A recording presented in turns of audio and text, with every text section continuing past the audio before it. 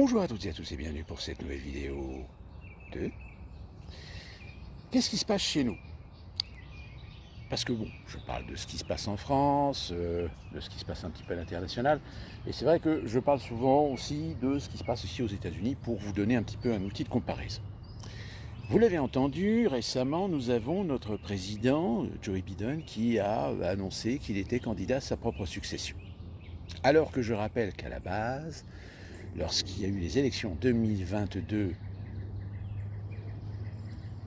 non 2020, c'était 2020, pardon, oui, puisque 2024. En 2020, le plan était que Biden soit élu et que si Kamala Harris avait été nommée vice-présidente, c'était pour qu'elle succède à Biden en 2024. Sauf qu'entre-temps, évidemment, les optimistes, les jouasses, se sont rendus compte qu'ils avaient misé sur le mauvais cheval. Pour la petite histoire, Kamala Harris a été plus ou moins préféré, propulsé par Obama, contrairement à quelqu'un d'autre qui a peut-être plus de gouaille, plus de crédibilité, qui est Tulsi Gabbard. Tulsi Gabbard, c'est cette dame, vétérante, puisqu'elle a une carrière militaire, et qui s'était, je dirais, plus ou moins bien... qui avait eu plus ou moins une bonne prestance quand il y avait eu le débat télévisé avec les différents candidats à la primaire démocrate. Alors oui, on a peut-être misé sur le mauvais cheval. Mauvais cheval, pourquoi? Parce que Kamala Harris, on s'est laissé tenter par ce qu'elle représente. Une femme de couleur, pourtant d'origine afro et indienne, symbole de la diversité, et finalement première vice-présidente de couleur. Évidemment, la dame cochait toutes les cases, sauf que depuis maintenant 3 ans, force est de constater que la dame, elle a souvent des discours très consensuels, très complaisants, voire même très infantiles. Et selon certains sondages qui sont faits en interne chez les démocrates, la population progressiste n'accroche pas. Alors, d'où la solution, il n'y a pas trop de solution, hein. On va demander à Biden qui se représente. Sauf que aujourd'hui, Biden, c'est un problème. C'est un problème puisque le mec est totalement incapable d'être autonome. Il est assisté en tout et pour tout. Quand il fait des conférences de presse, il a les questions, il a l'identification des journalistes et il a la réponse à donner. Et que les rares fois où de temps en temps il est obligé d'improviser, il y a une chance sur 2 qu'à un moment donné, il panique, qu'il commence à zazoter, parce que oui, je rappelle, Joe Biden est bègue à l'origine. Bon, même s'il a traité, s'il a travaillé pour lutter contre son bégaiement, à l'origine, c'est un bègue. D'où la raison pour laquelle, de temps en temps, ça coince un peu. Sauf que, malheureusement, il y a de plus en plus d'interventions qui posent problème, sur le fait qu'il y a des moments où il a des absences. Des absences où, on l'a vu quand il y a eu la tuerie dans l'école, il était parfaitement au courant, mais il n'a pas eu un mot sur cette tuerie, et il a commencé à parler qu'il était Joe Biden, le mari de Jenny, je ne sais plus son prénom de sa femme, et qu'il aimait les crèmes glacées, et que c'est vrai que c'est bien qu'elle continue avec des crèmes glacées, tout ça. Ce qui a foutu évidemment un gros malaise. Oh, le fort accord. Qu'est-ce que je disais déjà? Oui, le problème en 2024, c'est savoir, est-ce que les démocrates vont vraiment tenir une position pour soutenir Biden? Ou est-ce que d'ici l'élection, il peut arriver quelque chose de malencontreux? De toute façon, dans vos conversations avec les gens sur les États-Unis, dites-vous bien que de toute façon, aujourd'hui, celui qui est en coulisses, c'est Obama. Comme je vous l'ai dit, c'est Obama qui a poussé Kamala Harris. C'est Obama qui, de temps en temps, fait sa petite apparition. On se souvient de ces images ahurissantes où tous les gens se précipitent vers lui et laissant Joe Biden tout seul.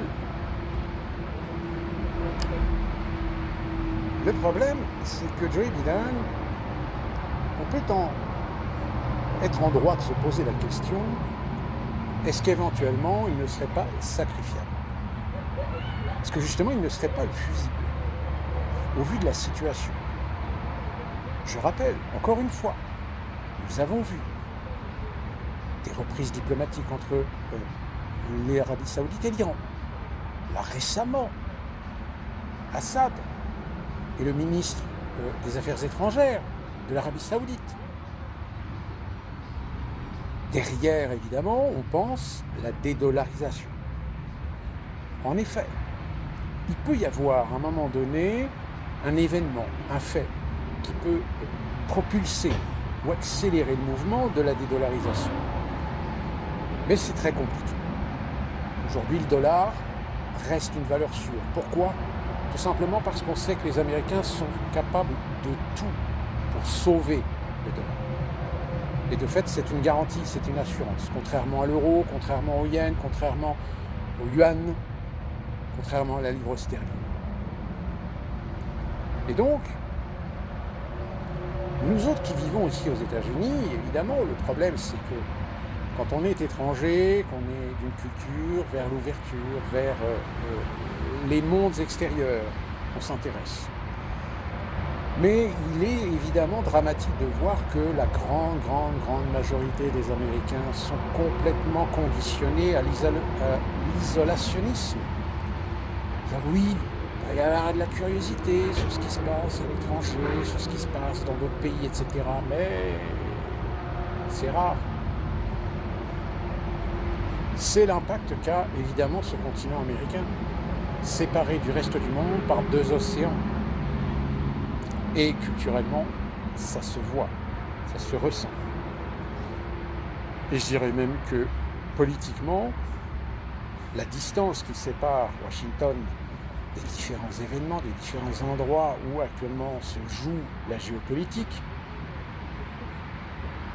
on se dit qu'aujourd'hui, avec l'Ukraine, on sent bien quand même que l'État profond n'ose pas trop quand même mettre les pieds dedans.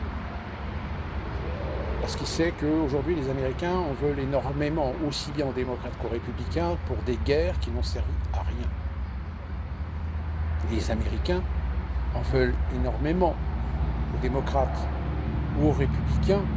Alors certains vont dire que tout est de la faute de Trump, alors qu'en réalité, il a ses parts de responsabilité. Mais je rappelle que le départ des États-Unis de l'Afghanistan, ce n'est pas du fait de Donald Trump. C'était un plan qui était prévu avant même son élection. Donc, les politiciens américains traditionnels le savent. Ils savent très bien qu'ils ne peuvent pas envoyer de nouveau des enfants de l'Amérique dans des guerres qui ne servent à rien. Des guerres, le peuple américain n'a pas d'intérêt. Et on ne peut pas jouer la carte du patriotisme parce qu'on les a déjà baisés une fois avec le 11 septembre. On ne va pas le faire une seconde fois, quoique... Regardez, en France, on vous a bien baisé une deuxième fois en vous faisant faire une élection présidentielle avec un deuxième tour Macron-Marine Le Pen. Aux États-Unis, ça ne les gênerait pas. Quoique ça les fait chier quand même de se dire que peut-être Donald Trump peut revenir. Quoique, en ce qui me concerne, pour l'instant, je dis bien pour l'instant, dans l'état actuel de la situation, je ne crois pas au retour de Donald Trump pour 2024, même s'il le dit, même s'il veut y aller. Et je pense que les républicains vont préférer plutôt aligner quelqu'un d'un peu plus crédible. Évidemment, on pense à DeSantis, mais il y en a d'autres qui pourraient éventuellement émerger d'ici là. On a même des gens qui commencent à croire que Carlson, le fameux présentateur de Fox News qui s'est fait virer, pourrait éventuellement se lancer dans la politique. Après tout, les États-Unis ont eu un président qui était un ancien acteur. On a bien eu un président qui est un milliardaire, qui n'a jamais eu de carrière politique, qui n'a jamais été élu de sa vie, qui n'a jamais été gouverneur, qui n'a jamais été député ou sénateur. Donc, pourquoi pas ? Donc, autre problème aux États-Unis, l'inflation. L'inflation commence à devenir un problème. Je rappelle quand même que le gazole qui arrive à 4 dollars le gallon, évidemment, à 4 dollars le gallon, vous allez me dire oui, c'est encore moins cher que ce qu'on connaît en France. Mais ici aux États-Unis, le camion, c'est quand même un des transports de marchandises les plus utilisés. Et quand le gazole continue d'augmenter et arrive à 4 dollars, le gallon, ça commence à faire mal. Idem pour les salariés, pour les employés. Avant, ça ne les dérangeait pas de faire 30, 40 ou 50 bornes pour aller travailler. Je l'ai fait, personnellement. Personnellement, j'ai travaillé dans un endroit qui était à 60 bornes, aller-retour. Et en France, pareil. En France, il y a des gens qui n'hésitaient pas, quand ils habitaient à la campagne, loin des villes, de faire 20, 30, 40 ou 50 km, voire 100 km pour aller bosser. Sauf quand l'essence commence à augmenter, évidemment, ça fait un trou dans le budget. Et là, c'est exactement pareil aux États-Unis. À tel point qu'aujourd'hui, vous avez certaines entreprises qui n'hésitent pas à rembourser les frais de transport, les frais d'essence. Une des raisons pour lesquelles beaucoup d'entreprises conservent aujourd'hui le télétravail.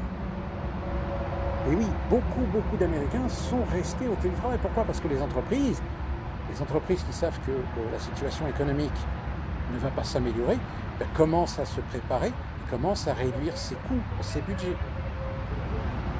Logique. Donc la situation est compliquée. Elle est d'autant plus compliquée qu'avec la pandémie, les vaccins, évidemment. Vous avez le CDC, la FDA qui commence à lâcher des informations et des dossiers sur des informations concernant les graphènes, sur des informations concernant le fait que le vaccin, en réalité, finalement, le vaccin ne protège pas les autres, ne protège pas de la transmission. Donc tout est foiré. Tout est foiré. Oui, c'est très compliqué. C'est d'autant plus compliqué que, évidemment, on n'est pas dans... Enfin, je ne suis pas dans n'importe quel pays. Les États-Unis, c'est quand même aujourd'hui la puissance économique, même si la Chine talonne sur ce créneau, sur ce podium. Malheureusement, les choses sont tellement complexes qu'il est difficile à dire aujourd'hui si la Chine ou les États-Unis, lequel des deux est véritablement une puissance. On estime en règle générale que la puissance, elle dépend de la monnaie, et vu que les États-Unis ont une monnaie qui fait partie du panier international, et vu que le pétrodollar est quand même pas négligeable, même si, encore une fois, il y a des situations qui sont en train de changer. Il y a une dédollarisation qui est souhaitée depuis maintenant une vingtaine d'années. Mais c'est difficile, c'est compliqué. D'où la raison pour laquelle l'urgence de la création des monnaies numériques, l'urgence de créer un euro numérique, un dollar numérique, et là même le FMI qui veut valider une monnaie internationale, une monnaie digitale. Ça rentre tout à fait dans l'accélération de ce que je vous disais, la dématérialisation et la digitalisation. Et enfin, au moment où je vous parle, je ne sais pas ce qui s'est passé au Stade de France. Mais force est de constater que autant de moyens mobilisés pour un seul homme, ça devrait susciter des questions au niveau de la République. Et ça, évidemment, il y a beaucoup de gens qui ne veulent pas se poser ces questions. Et puis, nous sommes fin avril, et encore 2 mois avant les vacances. C'est pour ça que le mois de juillet, ou du moins la période estivale, va être très intéressante, parce qu'on va voir comment ça va se passer. On va voir si finalement le Français reste toujours fidèle à lui-même. Il se dit, bon allez, les vacances d'abord. Et puis tout d'un coup, les mouvements, les colères vont se tasser. Et ils ne seront que quelques dizaines de milliers à manifester tous les samedis contre une réforme qui de toute façon sera appliquée tant que ces Français, évidemment, n'auront pas compris que de toute façon, leur République leur a été volée définitivement. Et comme je vous l'ai dit à plusieurs reprises, le seul moyen de la reprendre, faut l'assumer. Mais ça, encore une fois, la libéralisation, la société économique capitaliste, qui a fabriqué des gens qui sont dans le consumérisme, dans le plaisir, dans le désir absolu, ceux-là, malheureusement, c'est pas eux qui vont bouger. Ça sera encore plus vrai le jour où on les menacera de les priver de ces loisirs, de ces plaisirs, s'ils ont une fâcheuse tendance à trop l'ouvrir.